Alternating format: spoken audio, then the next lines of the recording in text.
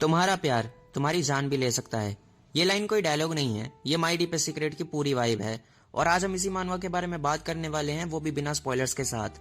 तो वीडियो को एंड तक जरूर देखना। तुमने कभी सोचा है कि अगर तुम्हारा BF या तुम्हारी GF इतने परफेक्ट हो कि हर किसी को इम्प्रेस कर लें, पर तुम सिर्फ उसका एक सीक्रेट जानते हो जो शायद तुम्हारी लाइफ बदल दे? यही होता है इस मानवा में, जिसका नाम है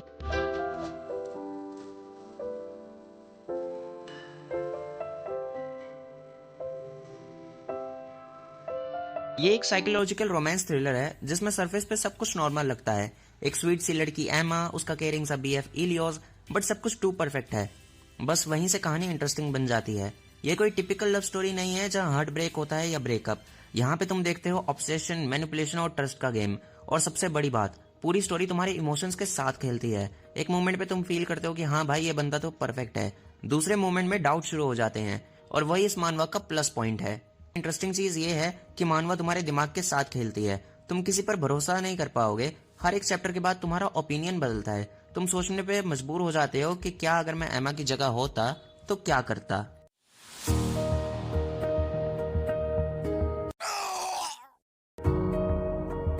इसका आर्ट स्टाइल क्लीन, एक्सप्रेसिव और इम्पैक्टफुल है। एक्सप्रेशंस पे काफी डिटेल दी गई है। कलर पैलेट थोड़ा सॉफ्ट रखा गया है इनिशियली, बट जैसे जैसे कहानी डार्क होती है टोन्स भी डीपर हो जाते हैं। ये सबटल चेंज तुम सबकॉन्शियसली फील करते हो। कई लोग इस मानवा को रोमांटिक बोलते हैं, पर ये रोमांस नहीं है। ये ऑब्सेशन है, कंट्रोल है और साइकोलॉजिकल डोमिनेंस भी। यानी अगर तुम सिर्फ प्यार देखना है तो ये मानवा तुम्हारे लिए नहीं है। पर अगर तुम देखना चाहते हो एक ऐसी लव स्टोरी जहां हर पेज पे डेंजर हो, तो तुम इस मानवा को ट्राई कर सकते हो। अगर मैं अपना ओपिनियन दूं तो मुझे पर्सनली साइकोलॉजिकल थ्रिलर काफी पसंद है, जहां एक नॉर्मल लुकिंग चीज के पीछे कुछ डिस्टर्बिंग हो। इसकी मानवा जब मैं पढ़ रहा था तो इसके 10 चैप्टर के बाद ही मुझे इसकी कहानी में इंटरेस्ट आने लग गया था। कभी कभी एमा की इनोसेंस फ्रस्ट्रेट करती थी, पर वही उसका चार्म भी है।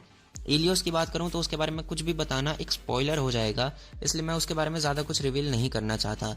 क्या ये कहानी मास्टरपीस है? कुछ प्लॉट पॉइंट्स थोड़े प्रेडिक्टेबल है और कभी कभी पेसिंग स्लो हो जाती है मिडवे में, but overall it's an engaging, emotional and unpredictable love story.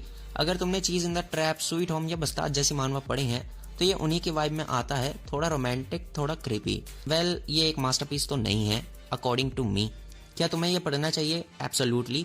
अगर तुम ओपन हो साइकोलॉजिकल टेंशन और डार्क रोमांस को एक्सप्लोर करने के लिए तो ये मानवा तुमसे बहुत सारे सवाल पूछेगा, जैसे कितना प्यार ठीक है, और अगर वो प्यार तुम्हारी सेफ्टी के खिलाफ जाए तो तुम क्या करोगे। देखो, ये मानवा अब कंप्लीटेड हो चुकी है, जिसके टोटल 3 सीजन आ रखे हैं, लेकिन इसकी पेसिंग इतनी टाइट है कि तुम बोर नहीं होते। हर थर्ड या फोर्थ चैप्टर पे तुम्हें कुछ नया मिलता है। एक ट्विस्ट, एक रिवील, एक इमोशनल पंच। कहानी ऐसी लिखी गई है कि बिंज रीड करना ऑलमोस्ट मजबूरी बन जाती है। So that's it. ये था मेरा ओपिनियन इस मानवा को लेकर। अगर तुमने ये मानवा पढ़ी है तो तुम्हारा क्या ओपिनियन है नीचे कमेंट सेक्शन में जरूर बताना।